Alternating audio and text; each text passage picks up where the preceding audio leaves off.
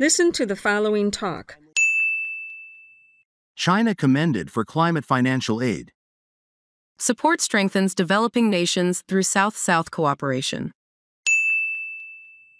Experts and officials from around the world have lauded China's voluntary financial contributions to developing countries under the South-South cooperation framework, recognizing the nation as a major global power acting responsibly on the international stage. Since 2016, China has provided and facilitated over 177 billion yuan, $24.5 billion, in funding to support climate initiatives in other developing nations. Vice Premier Ding Xuexiang announced at the World Leaders Climate Action Summit on Tuesday. The summit took place during the COP29 climate change conference in Baku, Azerbaijan. The United Nations climate gathering, involving nearly 200 countries, began on November 11th and will conclude on November 22nd.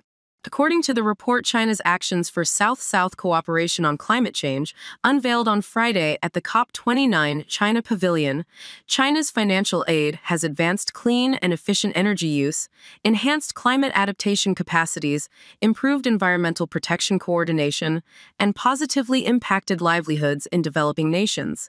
The report, compiled by the Belt and Road Initiative, BRI International Green Development Coalition, highlighted the Dar Wind Power Project in South Africa as a prominent example.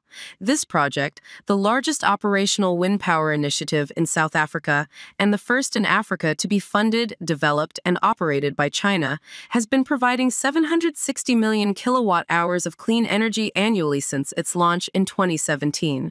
The energy generated meets the electricity needs of 300,000 households, saving 215,800 metric tons of standard coal and reducing carbon dioxide emissions by 619,900 tons each year.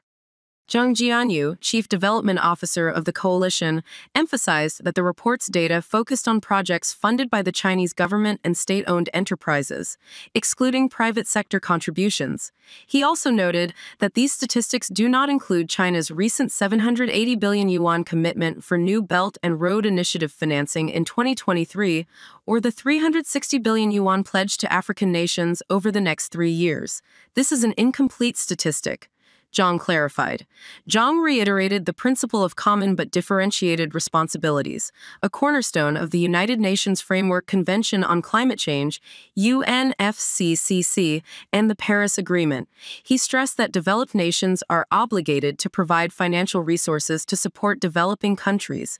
One of the primary objectives of COP29 is to establish a new collective quantified goal, a post-2025 climate financing framework for developed countries to assist developing nations.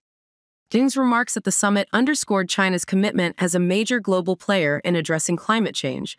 China will take on its responsibilities but will not accept unjust obligations, Zhang added, noting China's adherence to the Paris Agreement principles of differentiated responsibilities based on national circumstances.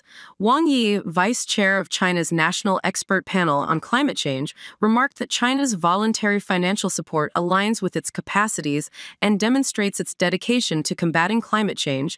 This contribution reflects China's significant role in global climate efforts, Wang said. China's financial aid under the South-South cooperation framework is a voluntary decision, separate from negotiations under the UNFCCC, Wang explained. Nigeria's Minister of Environment, Balarabe Abbas Lawal, called on developed nations to take greater action. Developed countries are the largest emitters of greenhouse gases, yet it is the developing nations that bear the brunt of climate change impacts, he said. Lawal expressed hope that developed nations would offer more resources, including funding, technology, and capacity-building support.